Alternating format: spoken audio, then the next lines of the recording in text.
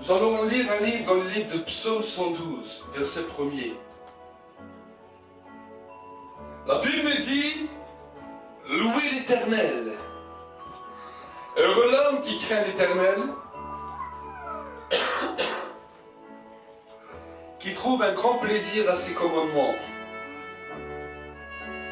Sa descendance sera vaillante dans le pays. La génération des hommes droits sera bénie. Il a dans sa main des biens et des richesses. Et sa justice subsiste à jamais. La lumière se lève dans les ténèbres pour les hommes droits. Pour celui qui fait grâce et qui est compatissant et juste. Il est bon qu'un homme fasse grâce et qu'il prête, qu'il règle ses affaires d'après le droit, car il ne chancellera jamais. Le souvenir du juste dure toujours. Il ne craint pas de mauvaises nouvelles, son cœur est ferme, confiant en l'Éternel. Son cœur est inébranlable, il n'a pas de crainte.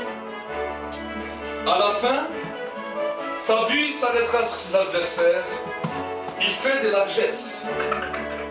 Il donne aux pauvres, sa justice subsiste à jamais. Sa puissance s'élève avec gloire, le méchant le voit et s'irrite, il grince des dents et se consume. Le désir des méchants périra. Amen. Le psalmiste David nous dira dans ces versets, il interpellera l'assemblée en disant « Louez l'Éternel ». Il dira « Heureux l'homme qui craint l'Éternel et qui trouve plaisir à ses commandements. » Amen. Le Seigneur veut nous interpeller et veut que nous puissions trouver plaisir aux directions et à sa volonté qu'il nous donne. Amen. Dieu veut que nous puissions trouver plaisir à sa voix et à sa direction. À première vue, la volonté de Dieu, le désir de Dieu a l'air d'être quelque chose de très dur pour l'homme. Quelque chose que l'homme a du mal à mettre en pratique. On peut voir qu'à travers toutes les Écritures, l'être humain a toujours eu une difficulté à entendre, premièrement, et à mettre en pratique la foi de Dieu et les décisions de Dieu. Amen. Mais le psalmiste David, après avoir maintes fois expérimenté l'obéissance à Dieu, il voulait interpeller l'assemblée et il a dit « Heureux l'homme qui craint l'Éternel et qui trouve un grand plaisir à ses commandements. » Les commandements de Dieu ne sont pas pénibles. Mais les commandements de Dieu, si nous marchons dans l'obéissance, dans la communion avec le Saint-Esprit, dans cette intimité avec lui, pour lui dire Seigneur, pas par ma force, ni par mon intelligence, mais par ton esprit. Seigneur, même si il me semble dur d'y arriver, tu vas me donner la force d'y arriver. Alors nous allons commencer à prendre plaisir aux directions de ce que Dieu accomplit. Amen. Il dira, sa descendance sera vaillante dans le pays. La génération des hommes droits sera bénie. Il a dans sa main des biens et des richesses, et sa justice subsiste à jamais. La lumière se lève dans les ténèbres pour les hommes droits. Amen. La Bible nous dit que un homme, une femme qui est appelé droit devant Dieu, c'est un homme, une femme qui prend plaisir aux directions que Dieu donne. Amen.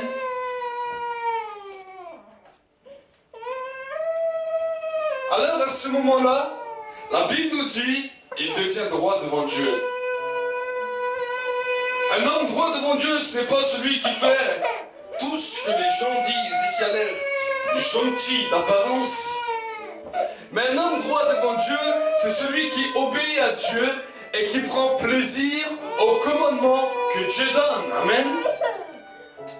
Et la Bible me dira dans le verset 4 que même si cet homme qui est droit devant Dieu marche dans les ténèbres, dans un moment de sa vie où il ne voit rien, il ne sait pas où il va, dans un moment difficile, la Bible me dit que la lumière va se lever sur ce moment difficile, sur ce moment de ténèbres. Amen. La lumière même va se lever là où il y aura les ténèbres. Amen.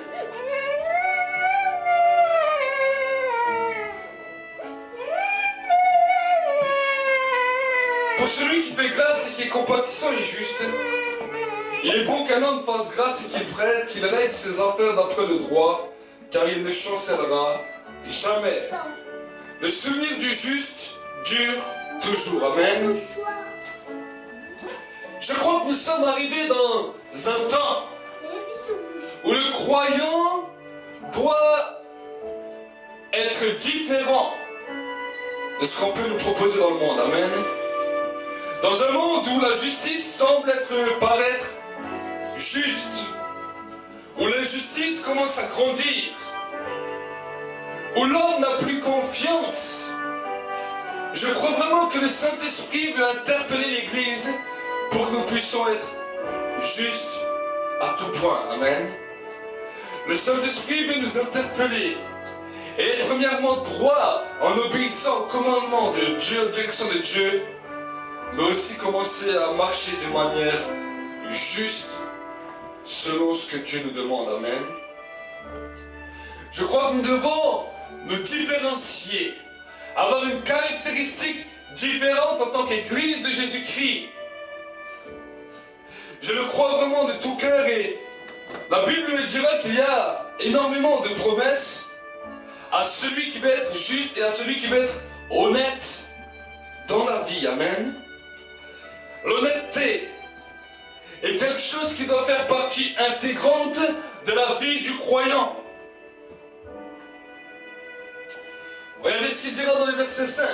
Qu'il règle ses affaires d'après le droit, car il ne chancellera jamais. Amen.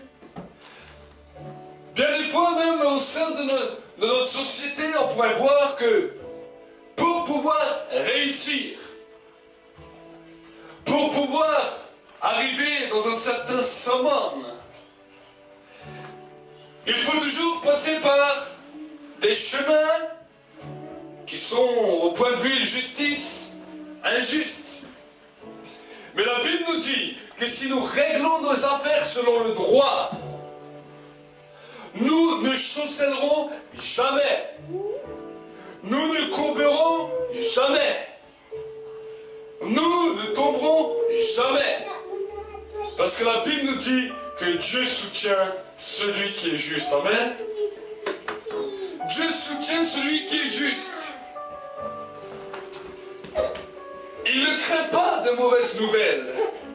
Son cœur est ferme, confiant en l'Éternel. J'aimerais te dire, mon frère, ma soeur, chers amis, que si nous commençons à devenir justes devant Dieu, justes selon le droit, nous ne craindrons jamais de mauvaises nouvelles. Les informations ne te feront plus jamais peur. Parce que tu seras confiant en l'Éternel. Amen. Il y a un principe que Dieu attend de nous. Et ce principe, c'est que nous puissions être justes pour qu'il puisse se souvenir de nous. Amen. Si nous sommes justes, nous pourrons nous attendre fermement à Dieu. Mais si nous ne sommes pas justes, alors on peut faire ce qu'on veut, on attendra souvent la grâce de Dieu. Amen. Ce n'est pas que Dieu n'entend pas nos prières. Mais la Bible nous dit, ce sont nos péchés qui font obstacle à nos prières.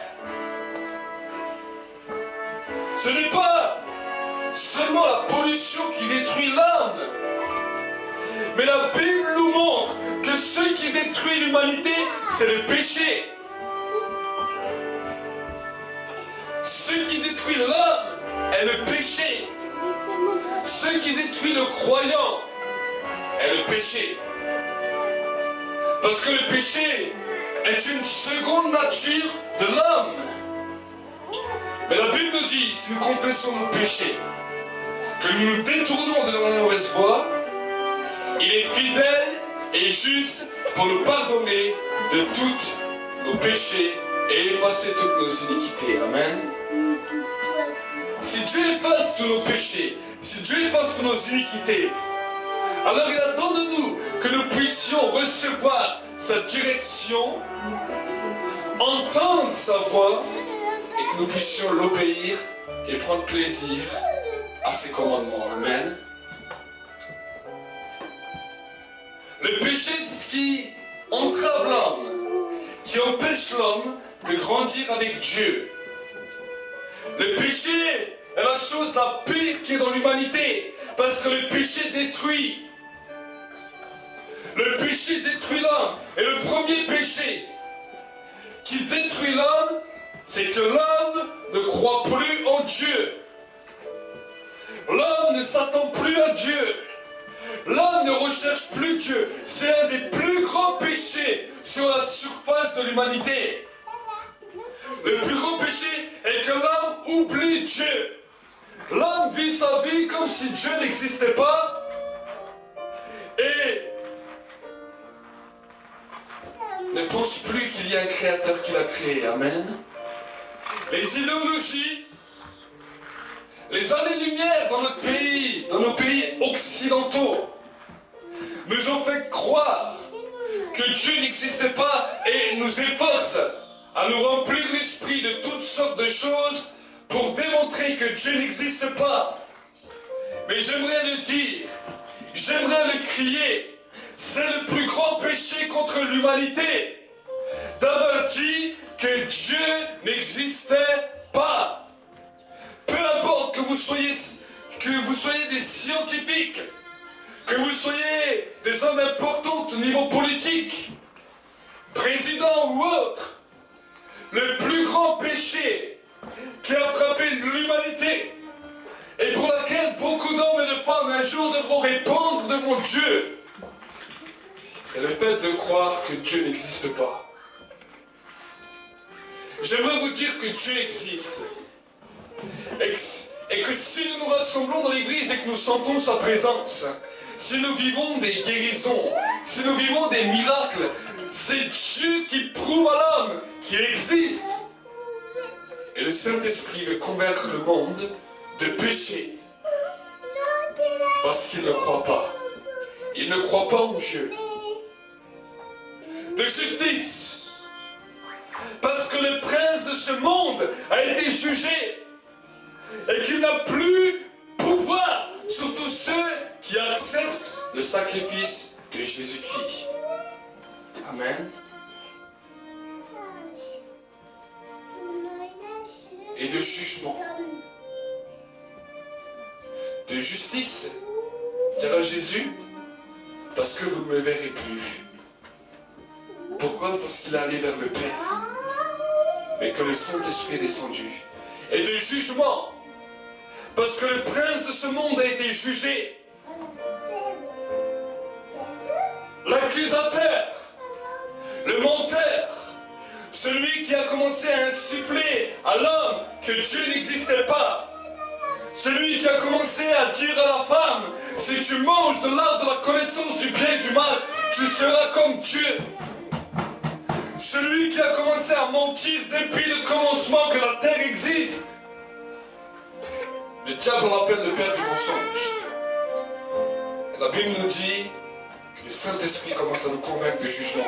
Parce que le père du mensonge a été jugé. Mes amis, Dieu nous interpelle. le Saint-Esprit nous interpelle à revenir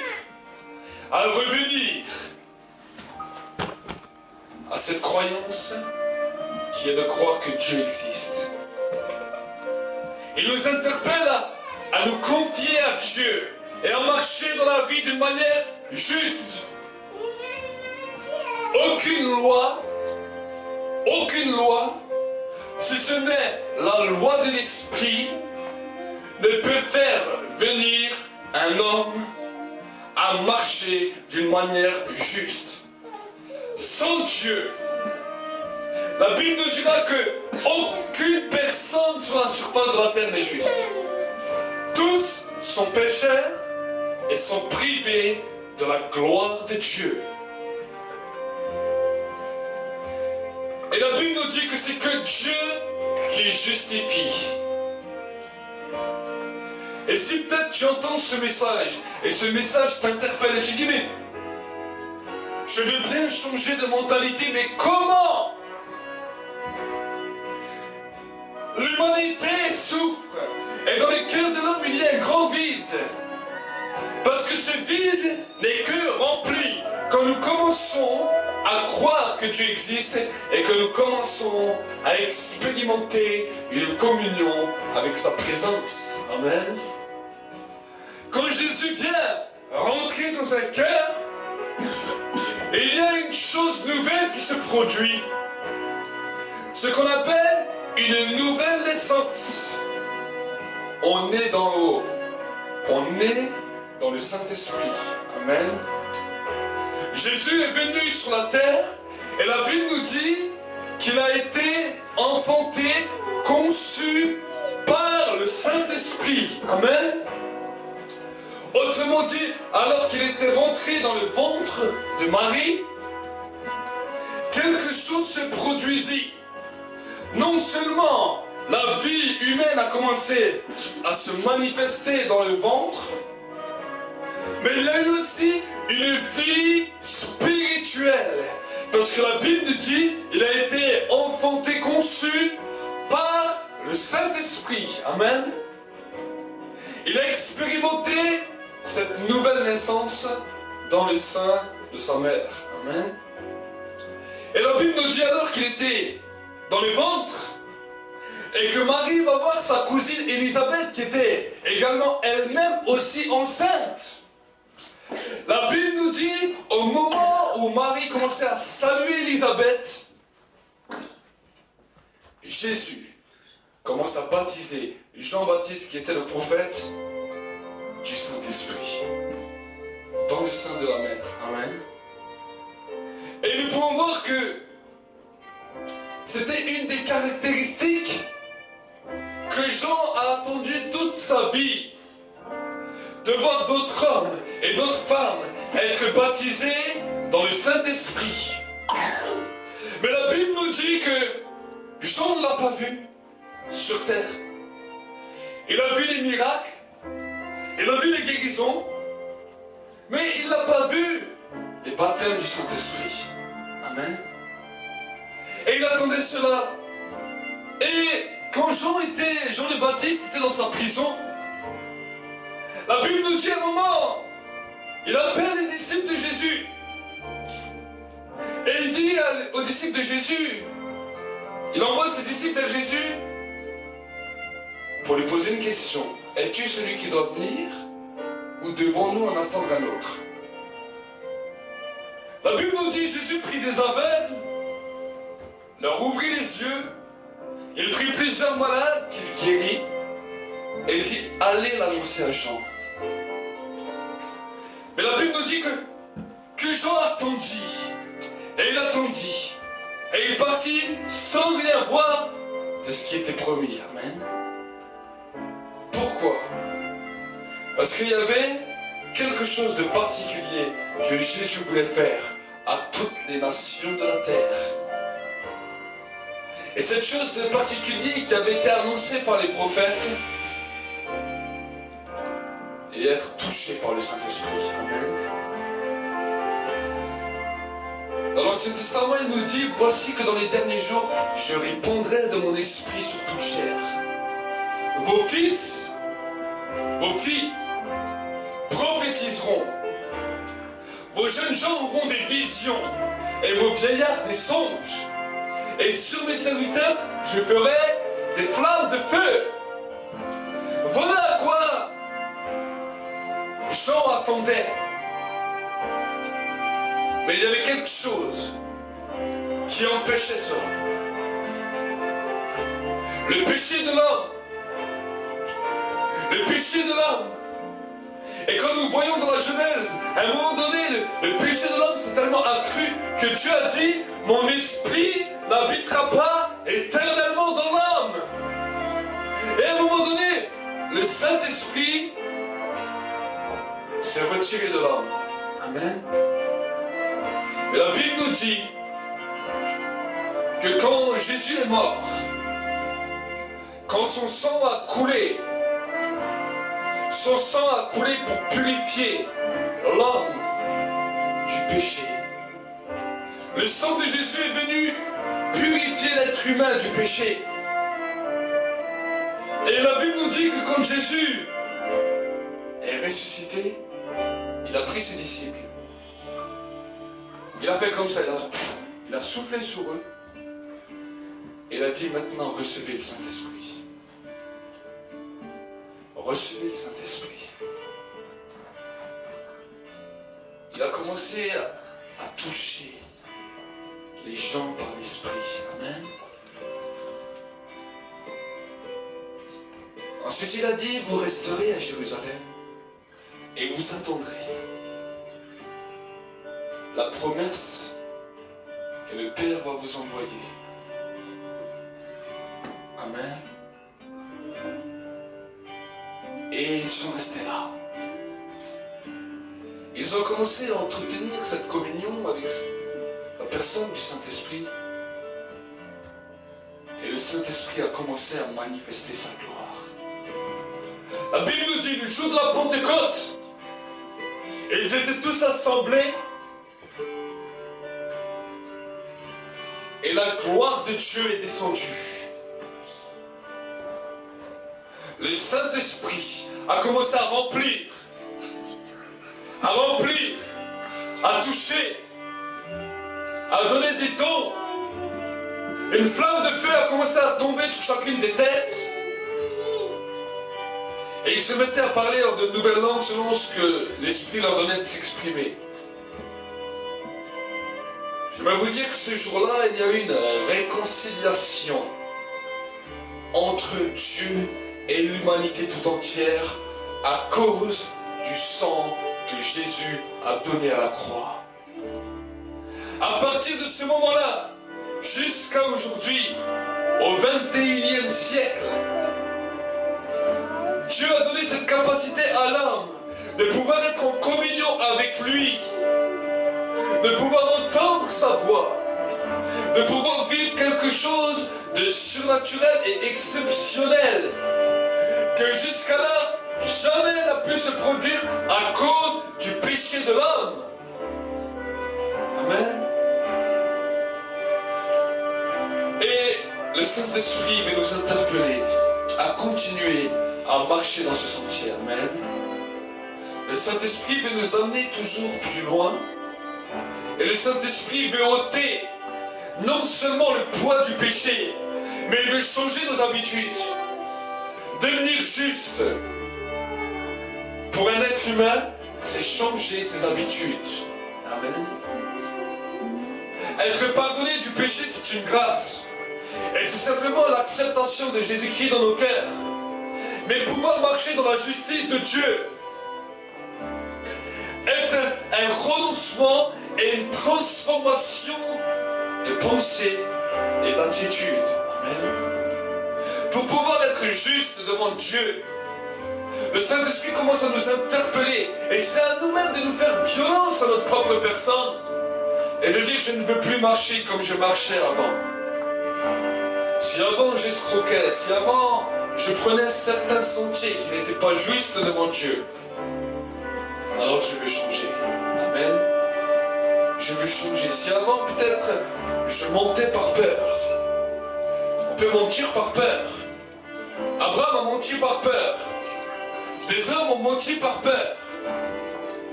Si avant je voulais faire plaisir à tout le monde en disant que tout me plaît alors que ça ne te plaît pas, alors, Seigneur, je vais changer de mentalité. Amen. Et je vais commencer à être vrai. Commencer à être juste. Peut-être qu'avant, on faisait certains travaux comme nous pensions. Aujourd'hui, nous voulons être justes devant Dieu. Amen. Juste devant Dieu, juste devant notre nation, juste devant les hommes. Et la Bible nous dit, il ne craint pas de mauvaises nouvelles, son cœur est ferme, confiant en l'Éternel. Son cœur est inébranlable. Il n'a pas de crainte. À la fin, sa vie s'arrêtera sur ses adversaires. Il fait des largesses et il donne aux pauvres. Sa justice subsiste à jamais. Sa puissance s'élève avec gloire. Le méchant le voit et il s'irrite. C'est là-dessus que j'aimerais m'arrêter. Si nous commençons à marcher dans les choses que Dieu nous demande, j'aimerais te dire que le méchant va le voir. Celui qui ne marche pas avec Dieu va le voir. Il va s'irriter. Pourquoi? Parce qu'il va voir ta réussite. Mais ta réussite sera la clé de ta justice. Amen. La réussite est simplement la conséquence de marcher juste devant Dieu. Amen. De marcher juste et de marcher droit devant Dieu. Si nous marchons dans cette dimension, il y a une récompense. Et la récompense s'appelle la réussite. La récompense s'appelle l'assurance. La récompense s'appelle un cœur inébranlable. Aucune nouvelle ne pourra t'arrêter. Aucune mauvaise nouvelle ne pourra te faire fléchir. Parce que ton cœur sera inébranlable. Amen. C'est la récompense de tous ceux et celles qui veulent marcher droit avec Dieu.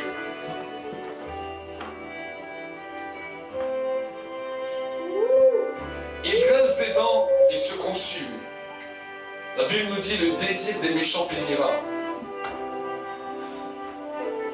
Si nous ne sommes pas justes devant Dieu, j'aimerais vous dire que au début cela semble bon, au début cela semble être des chemins faciles. Mais ce même désir qui semblait au début tellement bon, tellement nous faire plaisir, parce qu'on a réussi à faire quelque chose, à dévier les voies, la Bible nous dit ce désir périra. Et moi-même j'ai pu voir que dans ma propre vie, et même en regardant plusieurs anciens amis, dans lesquels nous avions commencé des chemins qui n'étaient pas justes devant Dieu, parce que nous ne connaissions pas Dieu. Ce désir au début semblait nous procurer un certain plaisir, une certaine excitation. Mais à un moment donné, ce désir a commencé à se détruire à l'intérieur de nous-mêmes et mettre un dégoût. Un dégoût. On ne savait plus comment être heureux. Alors cela laisse place à la drogue, à tout ce que le monde peut offrir. Mais il n'y a aucune réelle joie. Amen. Et aujourd'hui, notre jeunesse, notre pays a été impacté par ces choses-là. La première des choses, c'est de croire que Dieu n'existe pas. Cela a engendré dans notre pays de France des centaines et des milliers de personnes qui sont dépressifs. Des centaines, des milliers de jeunes qui touchent aux drogues. Des centaines et des milliers de personnes qui se suicident. Des centaines et des milliers de personnes qui commencent à dérailler. Où le diable commence à se saisir d'eux pour commettre toutes sortes de choses infamies, telles que des meurtres, telles que des viols. Toutes ces choses-là qui commencent à détruire notre atmosphère et qui mènent tout notre pays dans une insécurité totale. Voilà les choses qui détruisent l'humanité, les désirs mauvais de l'homme, parce que l'homme ne croit plus en Dieu, commence à se consumer et à détruire l'humanité. Ce sont des choses que la Bible nous a parlé il y a bien des années. Maintenant, nous-mêmes, qui entendons cela, qui nous sentons interpellés par le Saint-Esprit, qu'allons-nous décider? Vous-même, mes amis, vous-même, mes frères, mes sœurs, qu'allons-nous décider? Continuer à vivre loin de Dieu et voir notre génération se détruire, ou commencer à se lever? Commencer à se lever et dire: Seigneur, moi je veux être juste. Seigneur, je veux déjà croire que tu existes. Je veux déjà accepter de te donner ma vie. Et je veux accepter de grandir avec toi pour vivre une vie juste, pour vivre une vie que tu bénis, pour vivre une vie que tu transformes, et pour être un exemple dans cette nation, pour être un exemple dans mes voisins, dans ma famille, pour être un exemple là où tu m'envoies. Voilà la parole de l'Esprit pour nos vies. Marche juste devant ma face.